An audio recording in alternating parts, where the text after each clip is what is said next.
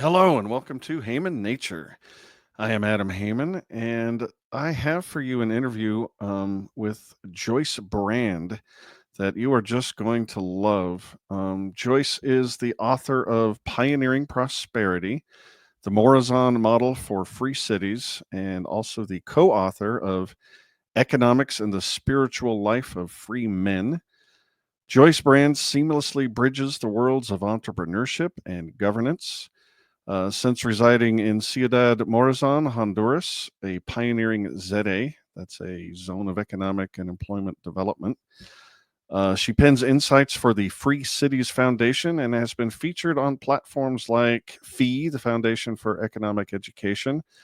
And she also writes a very good Substack, which I endorse, called Free Cities. Check that out at freecities.substack.com. And she is the co founder of the Morazan Model Association. Joyce is an avid traveler, a challenge seeker, and a proud cat parent because every visionary needs a feline sidekick. I agree. Cats are awesome. So, without further ado, please enjoy my interview of Joyce Brand.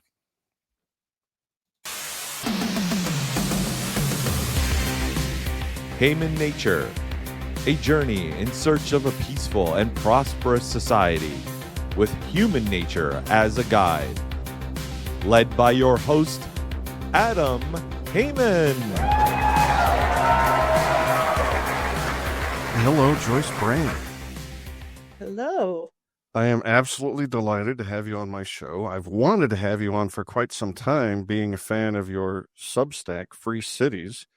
I love the way you write about how a free people can prosper peacefully, having structured governance without having hello kitty, without having a monopolistic government thrust upon us. I think you handle that very, very well. But I wanted to wait to have you on because I had the opportunity almost exactly a month ago to be on Prospera, one of these free cities on the island of Roatan in Honduras. I know you know it well, maybe not as well as the other one, which we'll talk about. But I thought it would be great for me to actually have that boots on the ground experience before talking to you, because otherwise it's just sort of an abstraction in your head. So, well, into human nature. Thank you. I'm glad to be here. I enjoy your podcast very much. I'm a regular watcher. Oh, that's so nice to hear. Thank you so much. So I'm torn. Would you rather talk about the overview of free cities and that movement in general, or would you rather dive right into Prospera and I always forget the name of that one, Morazan? Ciudad Morazan. Yeah, it's more. I call it Morazan. That's the English pronunciation. Is the other word Spanish for city, or? Exactly. Yeah. So Morazan City. Yeah. All I saw, I was on the Tom Woods cruise and we stopped at Roatan and we took an excursion up there to see the whole thing. So all I've seen is Prospera. Are you familiar with both of them? Obviously not equally, but not equally, but yes, I've been to Prospera. I know a lot about it. Friends there, and they come visit us, and we go visit them, and so we're very friendly. Yeah, it's funny. The cruise, I was so disappointed. I helped set up that cruise. I mean, really, The trip to Prospera on the cruise, I helped, with kind of the logistics, putting people together to set it up. And I was expecting that I would be in Morazan and I'd be able to just fly over and meet the people that were on the cruise. But I ended up needing to move to Florida. And so I missed, and I can't travel right now. So I just missed meeting you in person. that is so unfair. That would have been amazing. Yeah. So I've decided let's talk about the free city movement in general. You write a lot about it, and I'm intrigued by it. So what's a free city? Yeah, if your audience isn't familiar with it, and they're probably not, because there's very few people that are familiar with the whole concept of free cities.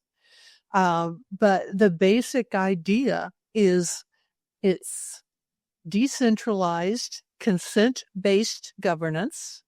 It's voluntary and contractual governance. It's based on the idea that coercion and taxation and all of the things that we think we need from a government are really not necessary. There's nothing that a government does that private enterprise, free markets, truly free markets, not the kind of free markets that we supposedly have in the U.S., but free markets can do everything that governments do better, including governance. The things, it kind of like goes back to, if you go back to basics, what do we want from government? We want security. We want infrastructure that we can't build ourselves, the roads. And we want some kind of legal structure so that we know there's a way that we can handle disputes. I mean, individuals, people living together, there's always bound to be disputes. And so you need a legal structure to handle those. But those three things are the only things that we really need from government. Everything else that we get is really not necessarily done by government. I mean, we already have things like that privately provided. Even, things like healthcare. Healthcare is something that the government should never have been involved in. Mm-hmm. Education is something that the government should never have been involved in. It's only made government involvement in those areas have only made things worse. And that's a little bit hard of a concept for a lot of people to understand, because we're just so used to thinking that it's necessary that we have Social Security and Medicare and all of these regulations to make sure that our neighbors are going to behave the way we want them to. There's so many better ways for neighbors to behave well to each other that don't involve coercion and taxation. I totally agree. And just to double down on the psychological point, we're just predisposed to think that only government can provide those things just because that's the way it is.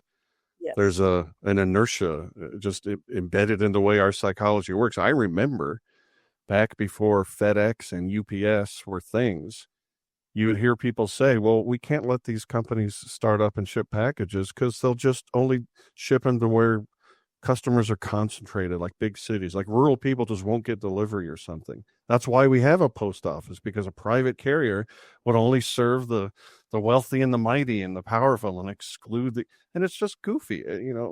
Fred Smith proved it, and then a million other companies have followed in his footsteps. We don't need the post service. Why would we expect the government to be good or essential at anything?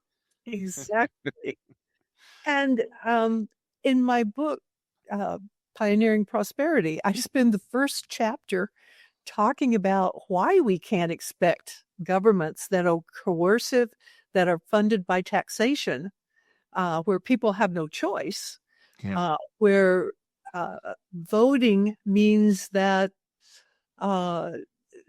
politicians and bureaucrats have perverse incentives to provide those things that we actually want from government. And the difference, the concept of free cities is if it's voluntary, if those services are provided by private companies or by a private company for the city, then people can choose what city they want to live in. So my vision, our vision, is thousands of free cities all over the world. And people can choose which rule set they want to live under, which, there's so many aspects to a place that you want to live in. And the rules that you live under is, of course, a very important part of that. And why should we only have 200 different options, and all of those options are so similar? And we're thinking that democracy, perfect, that's going to give us what we want. I like to think of it in terms of what the founding fathers the Declaration of Independence is governments are instituted amongst men to provide the protection of life, liberty, and property. Well, I mean, pursuit of happiness is property. And that's what, that's what government should be providing. And having it provided by a monopoly that's coercive, that is funded by taxation, that your neighbors can raise your taxes on you. Right. I mean, all of that, none of that works. I totally agree. I mean, think of the complex nature of our current society, just how high tech it is, how many people, all the transactions that happen. And within any geographically bounded area, only one set of rules is going to be foisted down and thrust upon everybody. I envision a society in which, without moving, I can have one set of rules and norms. Well, forget norms, that's culture, but like literal rules, contractual rules amongst the neighbors in my HOA. Another when I leave the house and walk into my grocery store, and the way I'm expected to behave there, and what dispute resolution methods and techniques and security apparatus are going to be deployed in that setting. Another one when I do business overseas. Another one when I go to Disneyland. I mean, why in the world are we conditioned to think that there has to be just one set of rules? Again, it's that inertia, that psychological inertia. We just think there could be no other way. Yeah, it's mindset, but it's also technology. I mean, at the time that the country was founded, I mean, the founders of America were looking for something better than monarchy, where one person made all the rules and nobody had any power. The people had to take whatever the monarch decided on.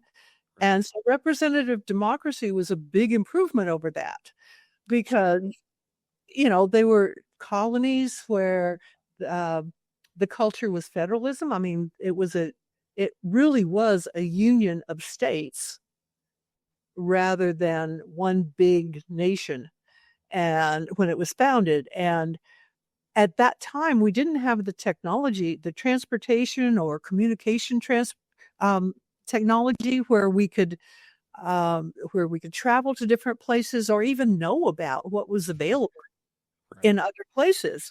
And so in that kind of setting where people expected to work the land, I mean, the vast majority of people were like farmers in those days, or hunters, or, I mean, there were cities, but they were low tech, to put it mildly. But what we have now, and what I see as this idea of having all of these different free cities all over the world, is so much easier to travel now, and it's so much easier to find out what's available in what places. And with AI, you can do all this research about what's the ideal place that I want to live that will give me the most of what I want. And freedom is always, I mean, that's true democracy. Being able to choose is true democracy. Ruled by the people. Democracy means rule by the people. And back then, their only concept of rule by the people was representative democracy. But now, when you think about true democracy, is every individual being able to choose. Right. And I think we will have arrived at a stable, mature level of our species when self-sovereignty is just rolls right off the tongue, because that's how we think about ourselves. Absolutely. It's self-sovereignty that we really want. We don't want people telling us what to do, how to live our lives. And when you have the freedom to build autonomous cities that can create their own rules, their own norms, their own cultures, and people can self-select to live there, and they're run by a for-profit company. They're not funded by taxation. They're run by a for-profit company that has to keep the residents happy, or they go out of business. I mean, it's the whole difference between politicians and bureaucrats have to be concerned about keeping their jobs, being reelected, saying whatever they have to say, doing whatever they have to do to keep their jobs. And bureaucrats building their status by having bigger and bigger staffs, which means you don't want more productivity from your staff because then you cut your staff and you lose status. So, I mean, all of these things that go into the way a coercive government works are totally different when the government services, those three that I mentioned, the security, of course. Security is like number one for most people, what they expect from their government. And what we're not necessarily getting, in the US, we've got all of these police and all of this stuff, but how many people really feel secure?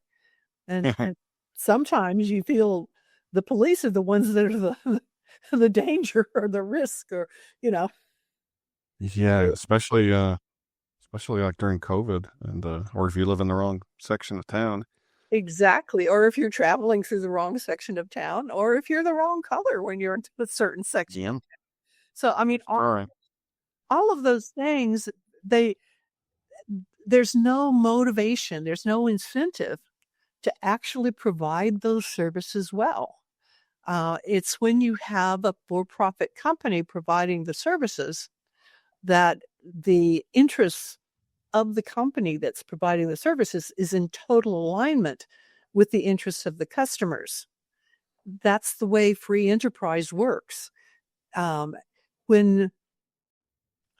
there were no government interference in free enterprise, if it really was laissez-faire, I like to, since capitalism is such a loaded word these days, it's really free enterprise is the ideal.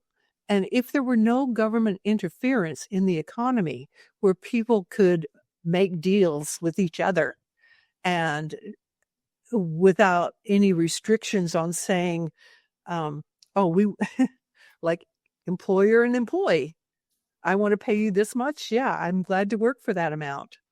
Oh, no, we can't because the government says that we'll go to jail if we try to do that. I mean, that's crazy. That's really, when you stop and think about it, people don't think about that. They think in terms, it's the way it's framed.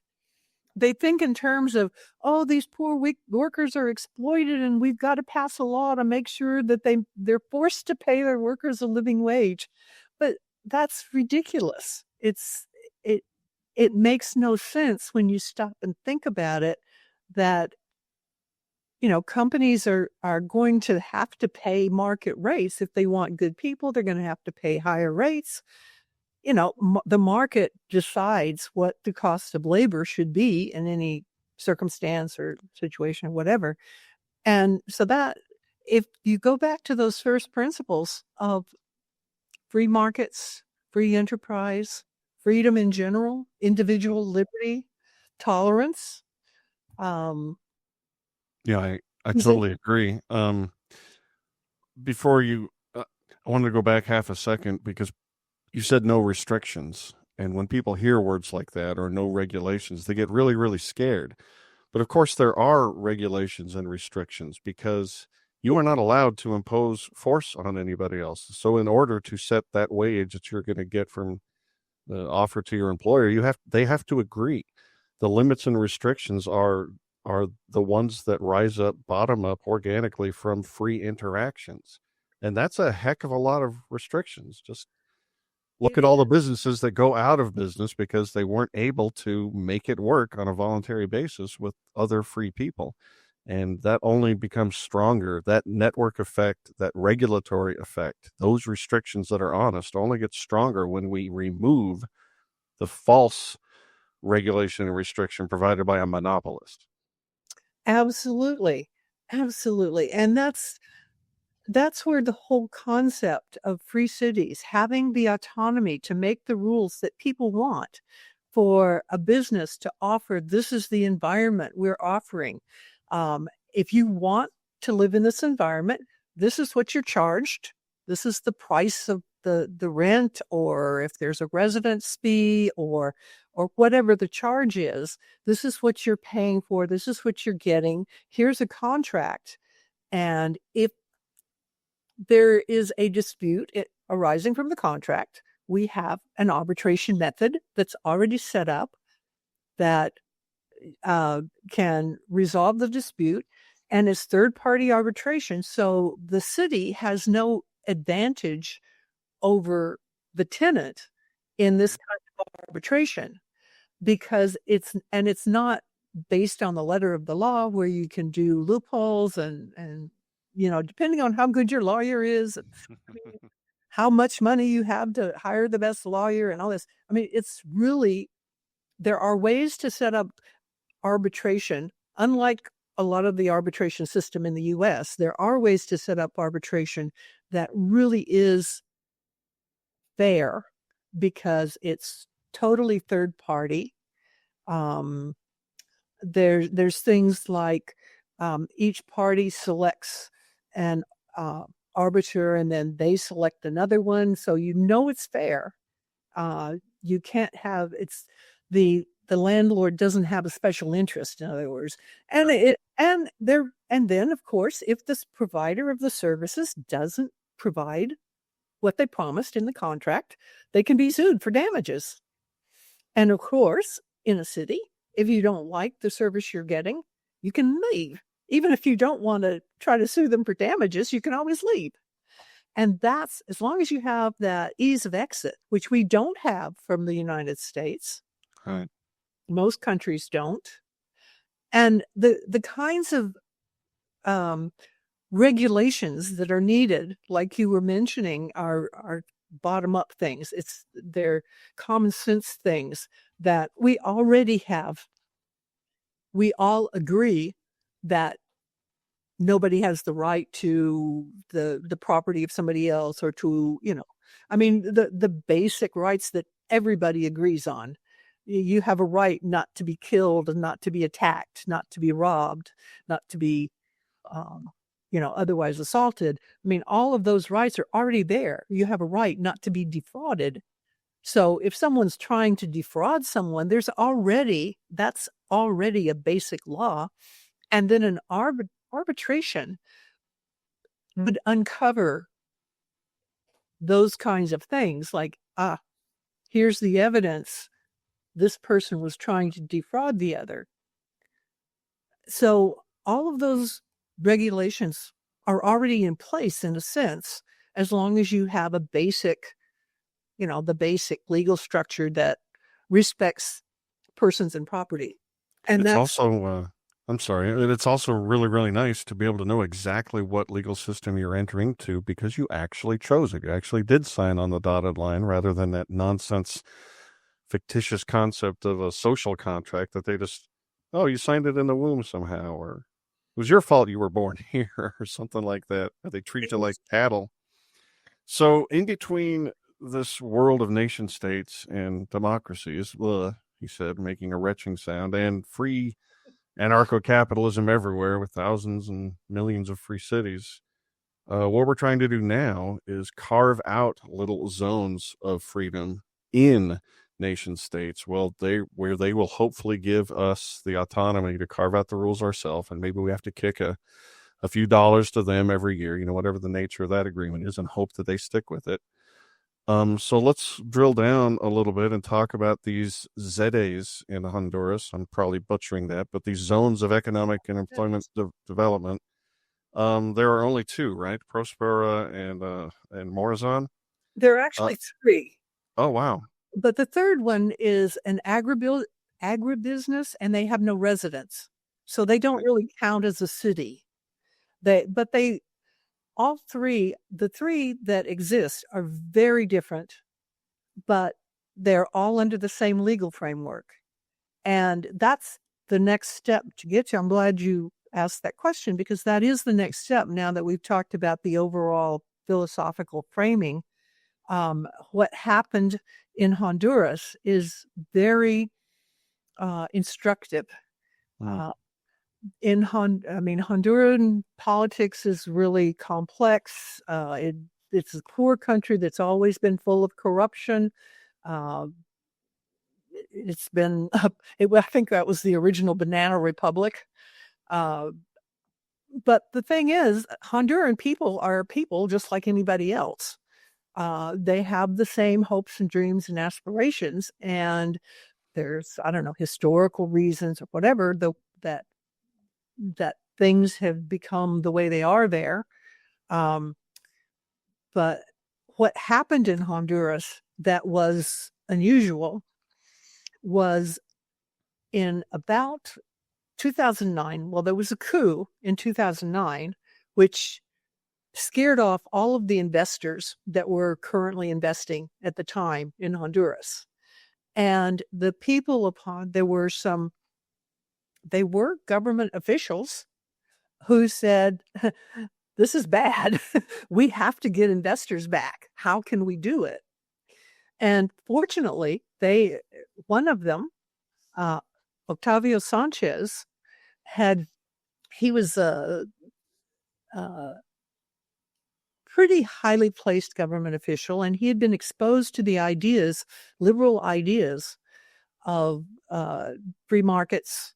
And he realized that giving autonomy, creating zones with autonomy to make the rules that would attract businesses, allowing the zones to make their own legal structures, to impose their own taxes, do their own zoning laws. I mean, everything except criminal law. Honduras reserved, its constitution and its criminal law, but all of the commercial and civil laws could be handled differently in the zones in order to attract investors. And this idea, a friend of his, Carlos Pineda, helped him put this through Congress. And I think it's really amazing that they managed to convince practically everyone in Congress in Honduras that this is a good idea to bring investment, that it would help the country. And if my interwebs are correct, they actually in 2013 made a constitutional amendment to allow them. Yes. This is a bigger deal than just any old law. Yes, absolutely. It was a constitutional amendment. They created treaties. They did everything that they could think of to make sure that future politicians wouldn't come in, corrupt, power hungry, whatever, wouldn't come in and destroy this beautiful law that they'd made. Yeah. Now, it wasn't perfect. There were a couple of small things about it that turned out to be problems that would have been done better. But on the whole, it was an incredible law, the most advanced law for special economic zones or special jurisdictions that's been passed anywhere in the world. And I mean, those two, especially the two Honduran officials who were most responsible for it, or three, or maybe four, those few people deserve so much credit for having come up. They're like founding fathers in the sense of having come up with a new system that would create the human flourishing that they wanted for their country. And I mean, the media paints the ZEDE program as a, thing of corruption and, selling Honduras to foreigners and giving up our sovereignty. I mean, it's so totally not true. The motivation was always to bring prosperity to Honduras. And all of those people who voted for it, I mean, it is, even if you're corrupt, it's a little hard to say, no, I don't want to bring prosperity to the country. So it was a hard sell, but they did manage to pass this law and the constitutional amendment and got the president on board. He was president of Congress at the time. He later became the country's president. Everybody knows the man was corrupt, but he saw the benefit. I think he figured that if he brings prosperity to the country, he can stay in power. So, I mean, that's a good argument. that someone who brings prosperity to a country can stay in power. So after they made the rule, I know Carlos Pineda, and I've talked to him about it.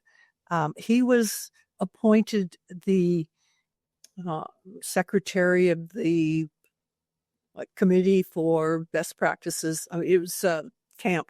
They called it camp, but he was the one that was sort of responsible for finding the people, approving the ZEDEs, approving the people that he thought could actually run these areas, territories, and create good rules and bring prosperity to the country. And he had a lot of applications, but the people that he thought were actually capable of doing this, of creating cities that would work, were Massimo Mazzone, Eric Bremen, and Victor Wilson. And those are the three ZEDEs. Victor Wilson is the agribusiness. So, that's not really part of the Free Cities thing. But Prospera and Ciudad Morazan and Prospera are the two that are the closest thing to free cities that exist in the world. And they're very different. They're different. This is, I think, important that the framework of the autonomy allows such different implementations. Because Prospera, as you know, you visited, it's a resort island. It's beautiful. It's very high tech. The people that are attracted to it are wealthy foreigners who want to work in cutting edge technology, biotech, fintech. They're really doing amazing things, companies creating drone deliveries, and just so many things that would not be possible in the US because of the overregulation. Yeah. Or possible in Europe. And a lot of the people that are attracted are European. But European and American, it's an American corporation, even though Eric is Venezuelan. But it's a very cutting edge, offering legal structures that are extremely innovative. During the tour, they said you can basically create your own. Right now there's one very freedom-oriented legal structure that most everybody uses, but that's not a requirement. If you can adopt from anywhere around the world anything that makes sense, or even make up your own, as long as it's not just batshit loony. Yeah, but you have to get insurance. The Exactly. Insurance somebody's got to be willing to give you insurance on it. So exactly those restrictions we were talking about. Yeah. That's a big restriction. That's how you know that nothing really crazy is going to happen, because if they're being insured, if they're convincing insurance companies to insure them, obviously they can't take advantage of people. They can't commit fraud. They can't create harm for people. So that's Prospera. Now, Morazan is a totally different business model, target market.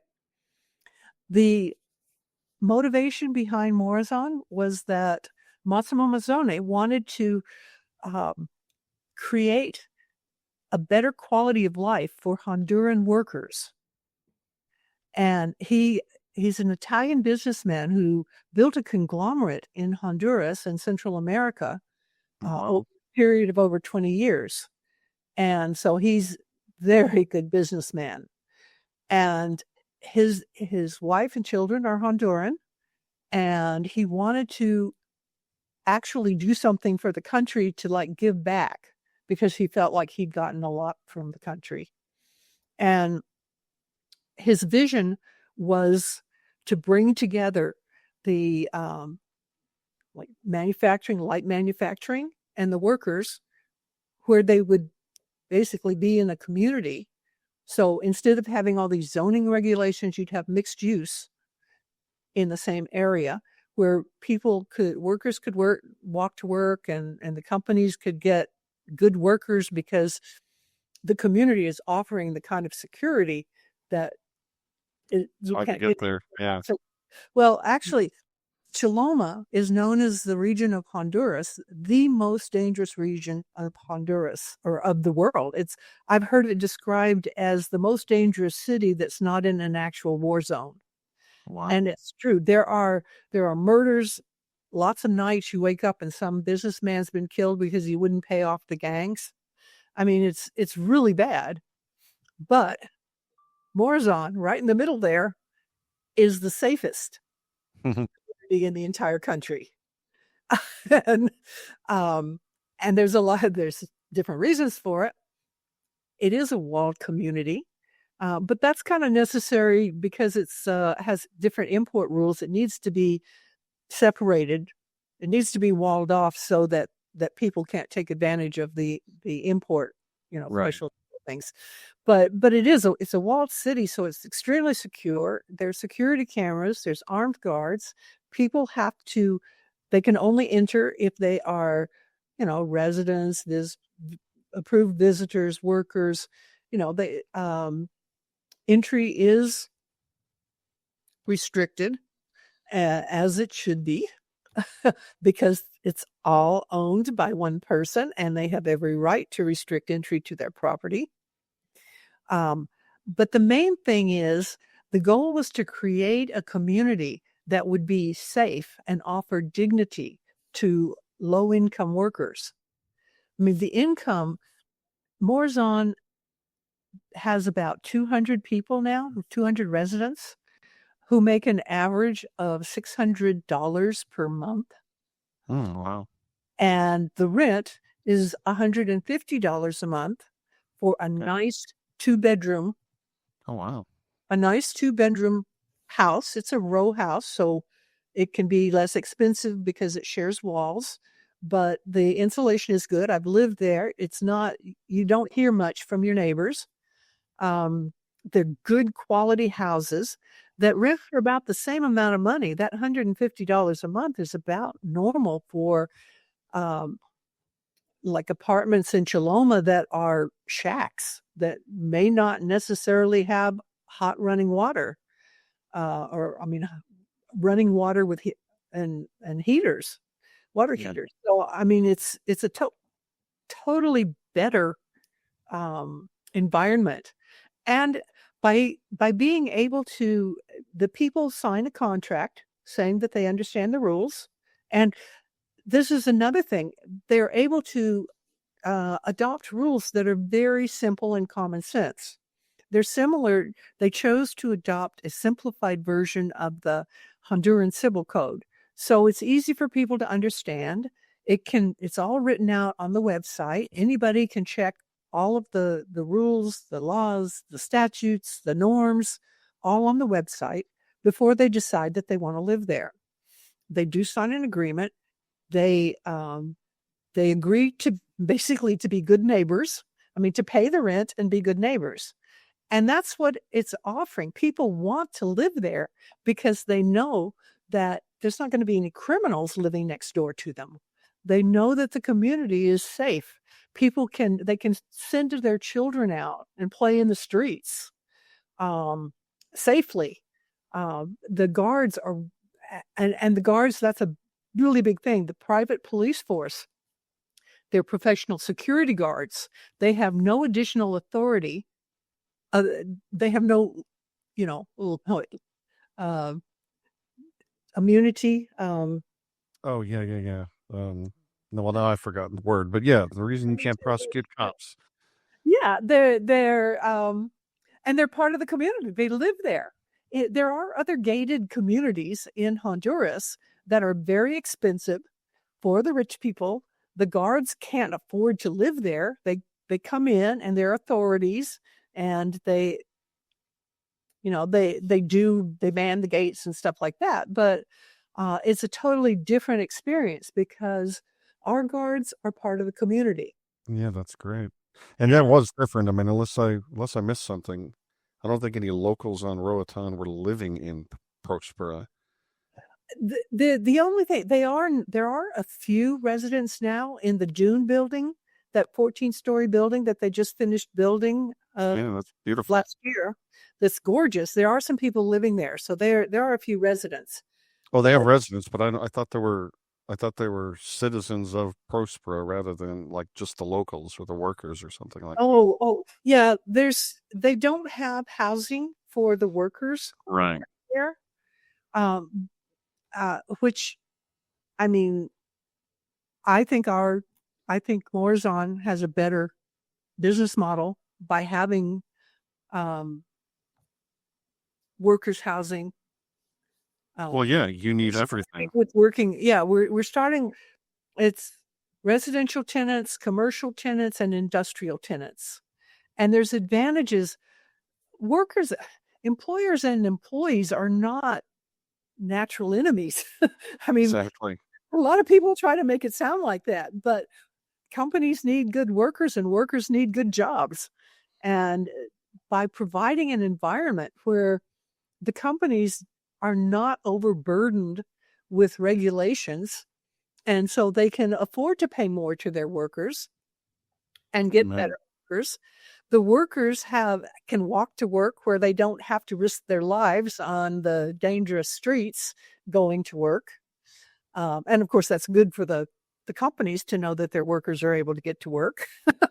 But it's just such a good environment for both, for all of the tenants and the commercial, and because people can run businesses out of their homes, and they do.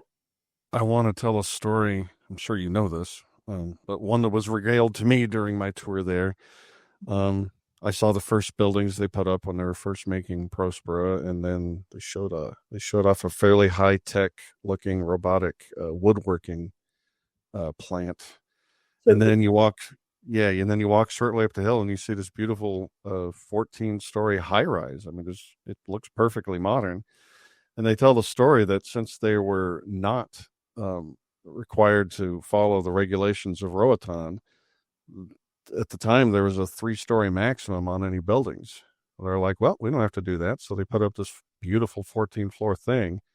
And then when officials and other people saw it, they're like, oh, I guess you can build higher than 3 stories. They just changed the local regulation, and now they're building higher too. It's like it's how government thinks. Something's not possible unless some alien comes along and actually just does it first. And like, oh, I guess steel and concrete can be poured and elevated that high. That's such a good point about how these tiny zones, which a lot of people don't realize. I mean, Morazan's only like 60 acres. Yeah. These tiny zones can influence the whole surrounding area. And Prospera hires all these people that live in the surrounding area. Huge amount of people. Huge. Somewhere between 30,000 or something like that. Maybe even more. 3,000. Oh, really? Maybe somebody threw in an extra zero. Yeah, I think somebody threw in an extra zero. It's 3,000, about 3,000. But Prospera does a lot of great things. Like they're training young Hondurans in high tech education, which is great. That's going to help the country a lot. But I think the point is that Prospera and Morazan are helping the country in totally different ways.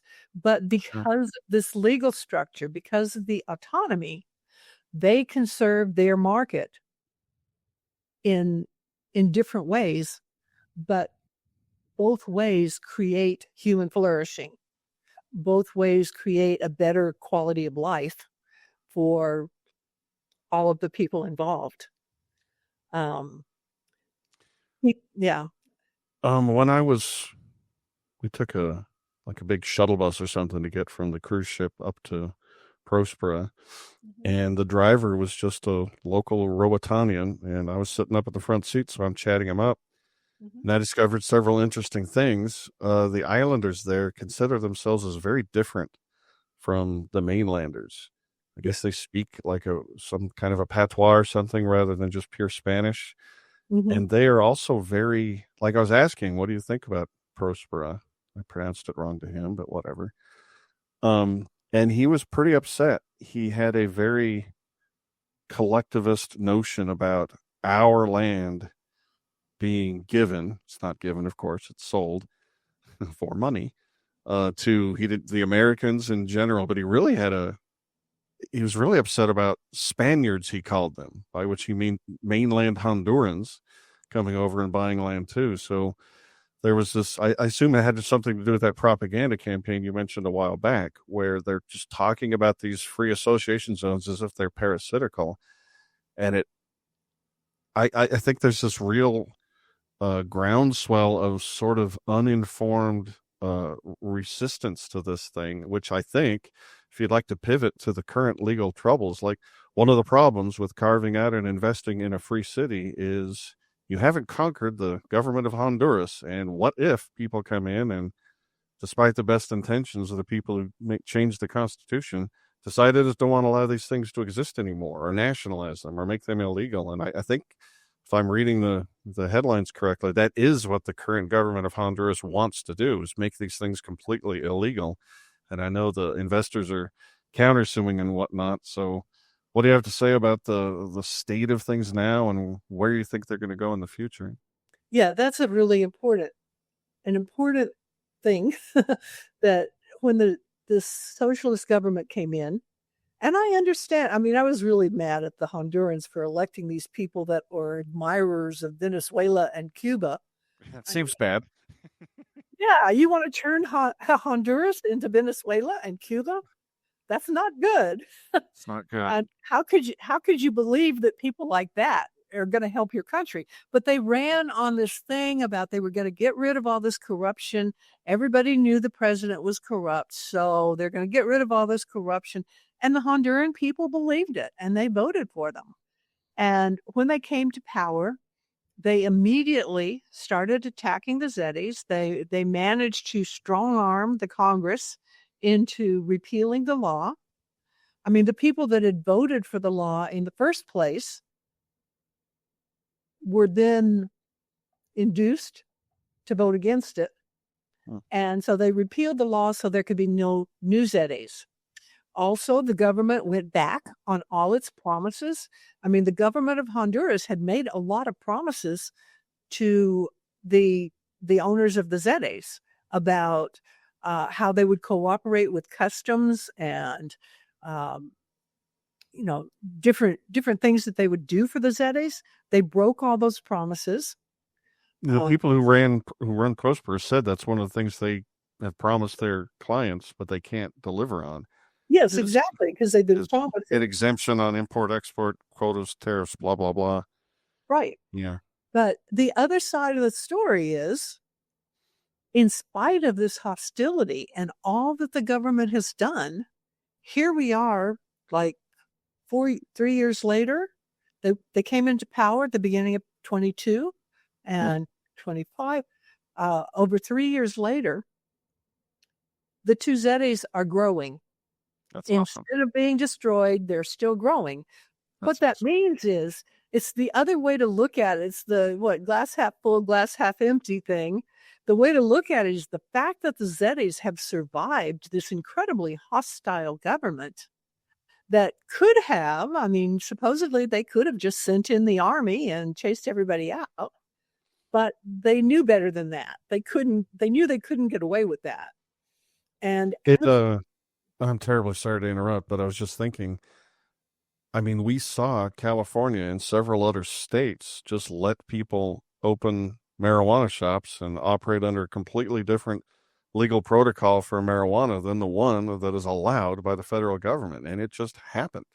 Obama didn't roll the tanks, and nobody rolled the tanks after. And it just goes to show, when an idea is right, just go ahead and do it, and you'll be surprised. Maybe nothing will happen. Yeah, there is a certain amount of consent of the governed that you can't. Still, yeah.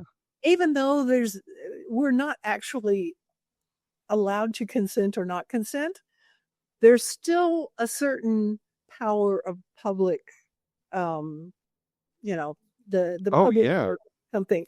Now, yeah, they use propaganda on us for a reason. They have to. And that's the thing. And they have convinced a lot of Hondurans that the ZEDEs are, trying to steal their land and come in and take their sovereignty and all this stuff. But, the people that have actually seen how it works have changed their minds. For instance, there's this one guy that was very anti-ZEDE. He considers himself a political activist, and he was posting all this stuff about how bad the ZEDEs were. He happens to be an air conditioner installer, and he got called to install an air conditioner in Morazan. And that gave him the chance to actually go in and see what it was really like and what was really happening and talk to his customer as he was installing the air conditioner. He's now a very happy resident of Morazan and one of the biggest promoters of Morazan. I mean, a total 180. He, after being so against the ZEDEs, as soon as he realized what they actually were, he changed his mind. And that's the thing. I mean, people don't want to change their mind. A lot of people, they believe the propaganda. They don't want to see the facts. They don't want to have to change their mind. They're comfortable with whatever belief. I mean, these people that say, I mean, there's so many weird beliefs out there. The world owes me a living.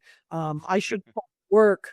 I should be able to have a living wage without having to work. I should have all my basic necessities without having to work. I mean, there's a lot of weird beliefs out there.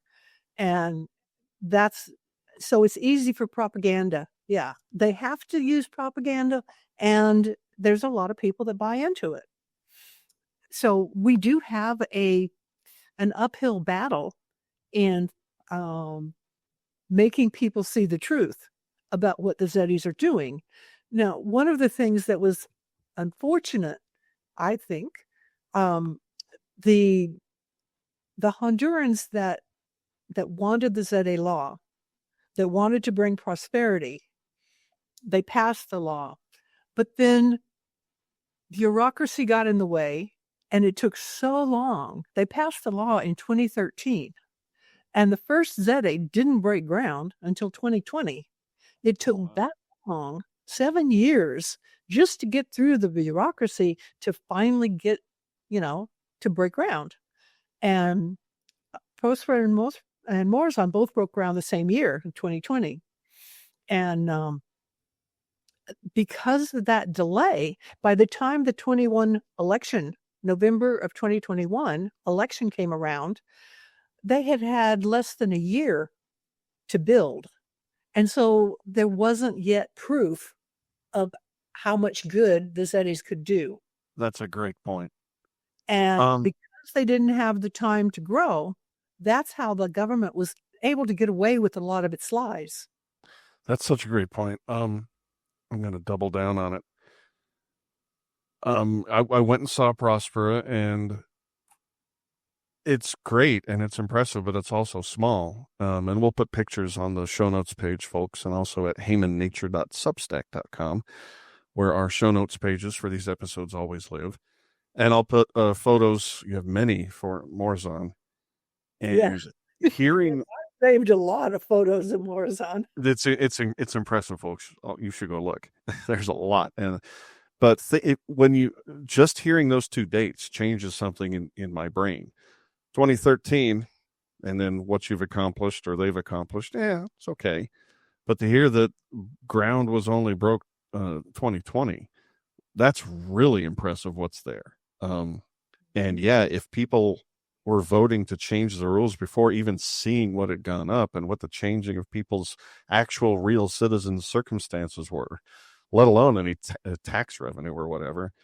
That's a crying shame. But it does mean that if you can invite these people, on tours and show them what this is, maybe it'll flip that switch in their brains too, and you'll just have a watershed moment, and peace on earth and goodwill towards men will arrive.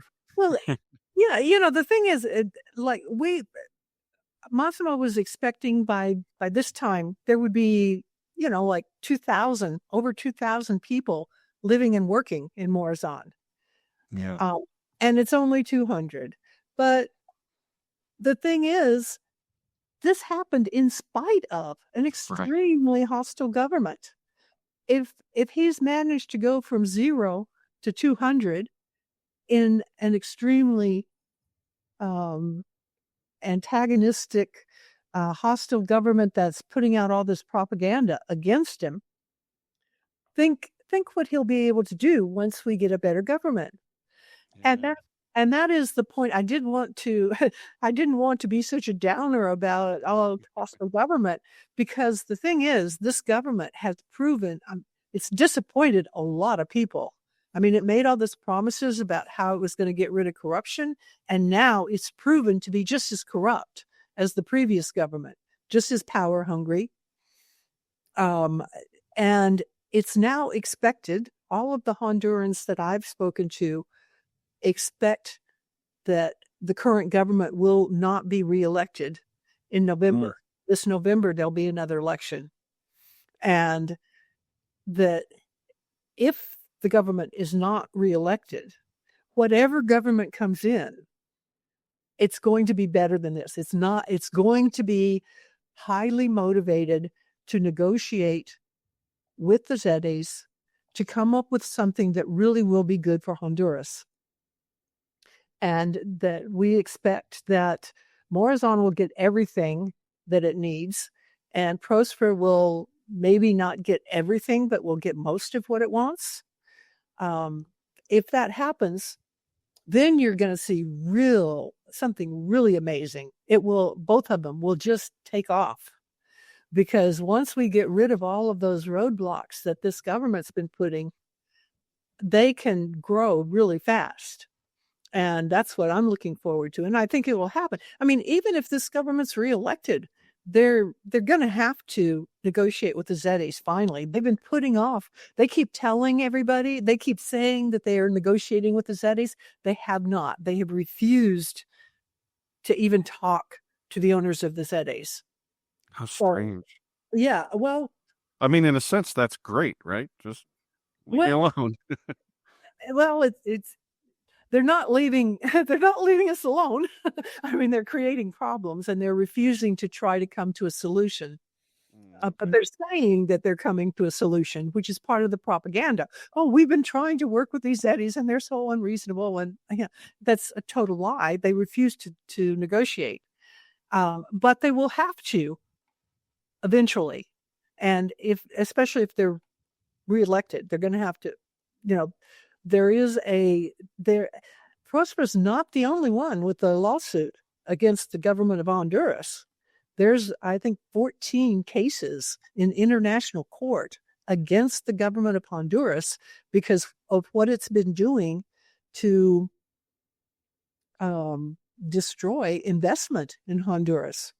Also, there is a broader world, and the idea of free cities is catching on. I mean, even someone like Donald Trump can be heard to say things like, "Hey, wouldn't it be neat to have, use federal land to create these new cities with different rules that aren't so strangled with red tape and whatnot?" I'm sure he doesn't exactly want anarcho-capitalism, but it'd be something better, right? Oh, and there's these other jurisdictions in the United States, and I think elsewhere, that are starting to toy with these sandbox conditions by which new industries can just be given a chance to try and grow and breathe without being overwhelmed by the current regulatory structure, and then maybe they transition into something else. But it does show that a lot of people are starting to think that this monopoly government with its heavily regulated structure, there's problems with it, and that's good news. I'm sorry, go ahead.